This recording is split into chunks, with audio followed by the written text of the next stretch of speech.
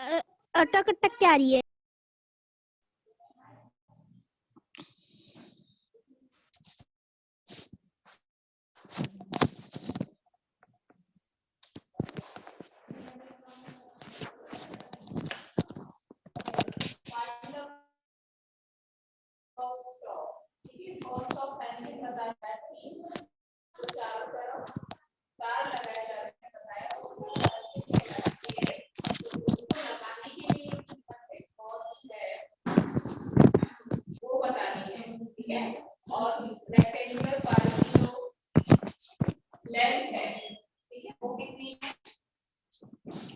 Okay, start करते हैं। अविकारी, जिसमें विकार या परिवर्तन बदलाव ना हो। विकार मीन्स क्या होता है? परिवर्तन। ओके, विकार का मतलब होता है परिवर्तन, जिसमें परिवर्तन या बदलाव ना हो, वो क्या कहलाएगा? हमारा अविकारी। अव्यय, कुछ काम ना हो। ठीक है, अविकारी मीन्स होता है जिसमें परिवर्तन ना हो, और अव्यय मीन्स होता है जिसमें से कभी कुछ काम ना हो। उदाहरण के लिए हम देख सकते हैं उपयुक्त वाक्य में आए शब्द। रवि माँ के साथ बाजार जा रहा है। यहाँ पर के साथ, और यहाँ देखिए लड़के और लड़कियां मैदान में खेल रहे हैं। और ठीक है, तो यहाँ से के साथ और यहाँ से लिया गया है। और ये जो ऐसे शब्द हैं, ये दो ऐसे शब्द हैं जिनका वाक्यों में प्रयोग होने पर भी रूप परिवर्तन नहीं होता है, अतः ये अविकारी शब्द होते हैं। मीन्स अविकारी शब्द वे होते हैं जिनमें कोई भी परिवर्तन या बदलाव नहीं होता है। जब उनको हम वाक्यों में प्रयोग करते हैं, वाक्यों में जब उनका प्रयोग होता है तो उनके रूप में कोई भी परिवर्तन नहीं होता है, वो हमारा अविकारी शब्द या अव्यय शब्द कहलाते हैं। Okay, clear? Yes ma'am. Yes ma'am. Okay, अव्यय के भेद। अव्यय के मिलके 4 भेद होते हैं। पहला है क्रिया विशेषण, दूसरा है संबंध बोधक, तीसरा है समुच्चय बोधक, और फोर्थ है विस्मय आदि बोधक। क्रिया विशेषण देखिए, जिस शब्द से क्रिया के होने वाले काल, स्थान, रीति, परिणाम का बोध हो, उसे क्रिया विशेषण कहते हैं। मीन्स जिस क्रिया शब्द से उस कार्य का किसी काल में, स्थान, रीति या परिणाम में का बोध होता है, उसे क्रिया विशेषण कहते हैं। ओके, क्रिया विशेषण के भी 4 भेद होते हैं। कालवाचक क्रिया विशेषण, रीतिवाचक क्रिया विशेषण, स्थानवाचक क्रिया विशेषण, और चौथा है परिणामवाचक क्रिया विशेषण। ओके, कालवाचक क्रिया विशेषण, जिस क्रिया विशेषण से क्रिया के होने के समय का ज्ञात हो, उसे क्या कहते हैं हम? कालवाचक क्रिया विशेषण। क्रिया विशेषण पता है ना, क्रिया की विशेषता बताए। जो शब्द क्रिया की विशेषता बताते हैं उसे हम क्रिया विशेषण कहते हैं। और क्रिया विशेषण के 4 भेद यहाँ पर बताया गया है। कालवाचक क्रिया विशेषण, रीतिवाचक क्रिया विशेषण, स्थानवाचक क्रिया विशेषण और परिणामवाचक क्रिया विशेषण। जो कालवाचक क्रिया विशेषण है वो क्या करता है? किसी क्रिया विशेषण से क्रिया के होने के समय का ज्ञात हो, उसे कालवाचक क्रिया विशेषण कहते हैं। उसमें क्या होता है, हमें उसके समय का ज्ञात होता है कि वो किस समय में हो रहा है। तो समय से क्या पता चलता है? हमें उसका काल पता चलता है। उदाहरण के लिए, राम शाम को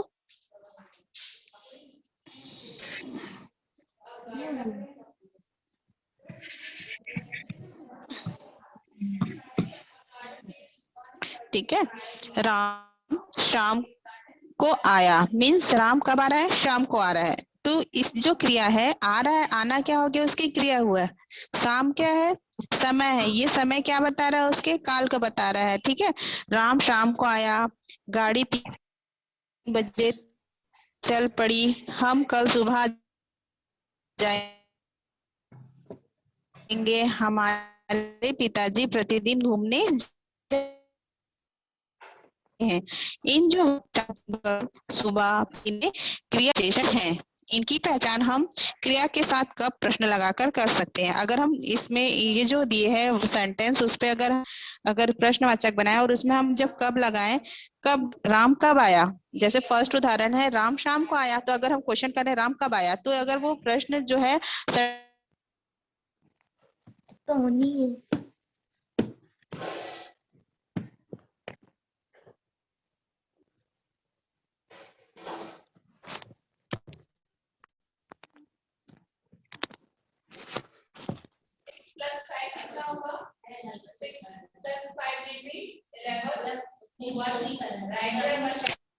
राम शाम को आया, इसमें हम प्रश्न लगा के बोले अगर कि राम कब आया, तो वो जो प्रश्न है सही पे बैठ रहा है उस लाइन पे, तो ये क्या होगा, कब लगा के भी हम क्या कर सकते हैं, ये पहचान कर सकते हैं कि ये कालवाचक क्रिया विशेषण है। दूसरा है रीतिवाचक क्रिया विशेषण। जिस क्रिया विशेषण से कार्य किस प्रकार या किस ढंग से हुआ होगा या हो रहा है का बोध हो, उसे रीतिवाचक क्रिया विशेषण कहते हैं। मीन्स जो भी हम कार्य कर रहे हैं वो क्या करता है, वो किस ढंग से हुआ है या किस प्रकार से हो रहा है, इसका बोध कराए, उसे हम रीतिवाचक क्रिया विशेषण कहते हैं। उदाहरण के लिए, वह तेज दौड़ता है, मेरी बहन अच्छा नाचती है, पेड़ से अचानक फल गिरा, वह परिश्रम पूर्वक खेती करता है। तो यहाँ पर क्या हो रहा है, कार्य हो रहा है और किस ढंग से हो रहा है इसका पता चल रहा है। तो इनकी पहचान हम कैसे, प्रश्न में अगर हम प्रश्न करते हैं, कैसे प्रश्न के साथ यूज करके हम इसकी पहचान कर सकते हैं। कालवाचक में कब का यूज करके हम कर सकते हैं, और ये जो रीतिवाचक है उसमें हम जब प्रश्न करेंगे तो उसमें कैसे लगाकर हम इन रीतिवाचक क्रिया विशेषण की पहचान कर सकते हैं। वह तेज दौड़ता है, वह कैसे दौड़ता है, वह तेज दौड़ता है। मेरी बहन अच्छा नाचती है, वह तुम्हारी बहन कैसा नाचती है, मीन्स मेरी बहन अच्छा नाचती है। किस कैसे प्रश्न लगाकर हम रीतिवाचक क्रिया विशेषण की पहचान कर सकते हैं। थर्ड पॉइंट है स्थानवाचक क्रिया विशेषण। जिस क्रिया विशेषण पद के द्वारा क्रिया के घटना स्थल के बारे में जानकारी मिले, उसे स्थानवाचक क्रिया विशेषण कहते हैं। मीन्स जिस क्रिया विशेषण से क्या होता है, क्रिया के, वो क्रिया किस घटना स्थल पर, उस क्रिया के घटना स्थल के बारे में जानकारी मिले, उसे हम क्या कहते हैं, स्थानवाचक क्रिया विशेषण। इसकी पहचान हम कहाँ प्रश्न से कर सकते हैं, अगर हम इसमें कहाँ का यूज करें प्रश्न पूछने में, प्रश्न करने में, तो हम इसका पता लगा सकते हैं कि वहां पर स्थानवाचक क्रिया विशेषण का प्रयोग हुआ है। वह बाजार गया, वह कहाँ गया, वह बाजार गया। वह घर के अंदर बैठी है, वह कहाँ है, वह घर के अंदर बैठी है। तो इससे हमें पता चलता है कि ये स्थानवाचक क्रिया विशेषण है। फोर्थ है परिणामवाचक क्रिया विशेषण। जिस क्रिया पद के द्वारा नाप तोल का बोध हो, उसे हम परिमाणवाचक क्रिया विशेषण कहते हैं। इनकी पहचान हम कितना प्रश्न से कर सकते हैं। इसमें क्या होता है, परिणामवाचक में नाप तोल का प्रयोग होता है, ठीक है, नाप और तोल का बोध होता है, उसे हम कह सकते हैं परिणामवाचक क्रिया विशेषण। और इसकी पहचान हम प्रश्न जब करेंगे तो उसमें कितना प्रश्न जोड़कर कर सकते हैं, प्रश्न में कितना लगाकर हम परिणामवाचक क्रिया विशेषण की पहचान हम कर सकते हैं। उदाहरण के लिए, सोहन कुछ बोला,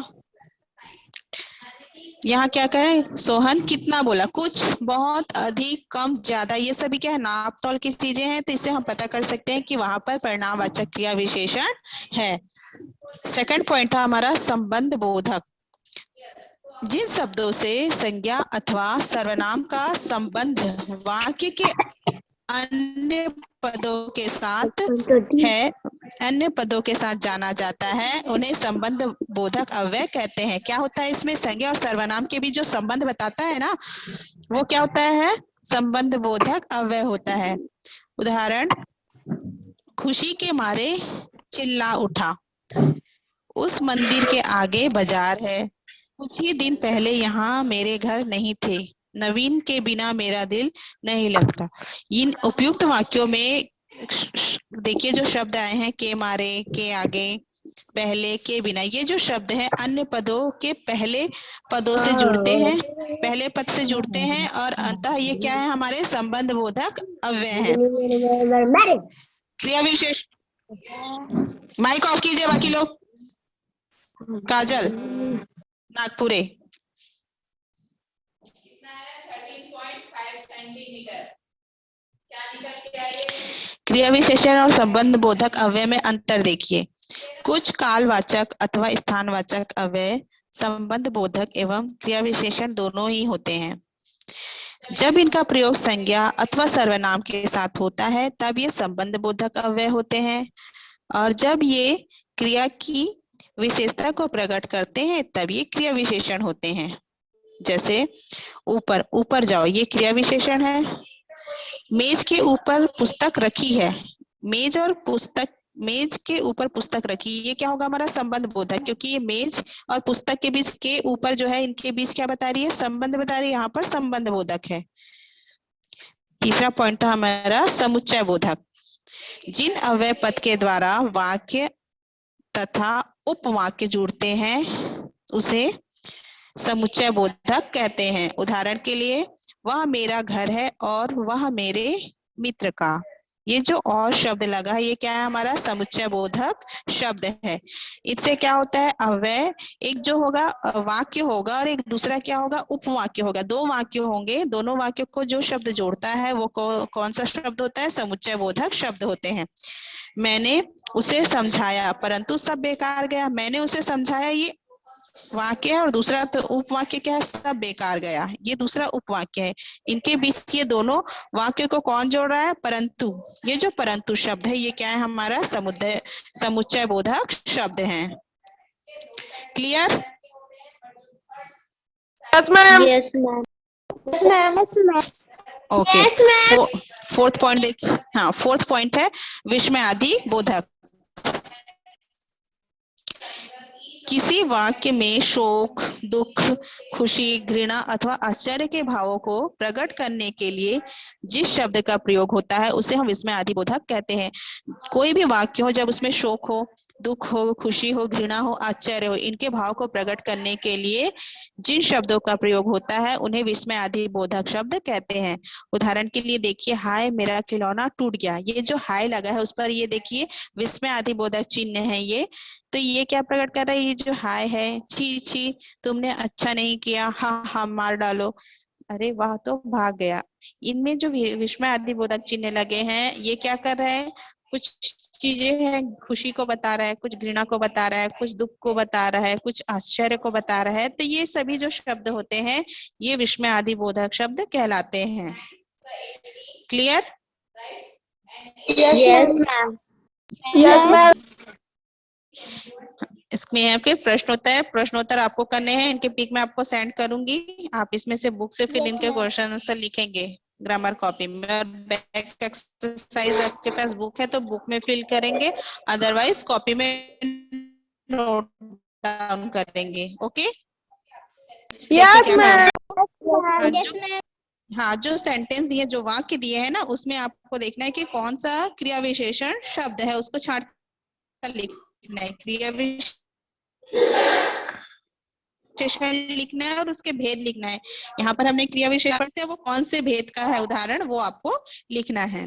okay, Yes, ma'am. Yes, ma'am. Yes, ma'am. Yes, ma'am. Okay Yes, ma'am. Okay, chapter complete हो गया। Chapter 20 is completed. Okay, now class leave कर रहे हैं। Yes, ma'am.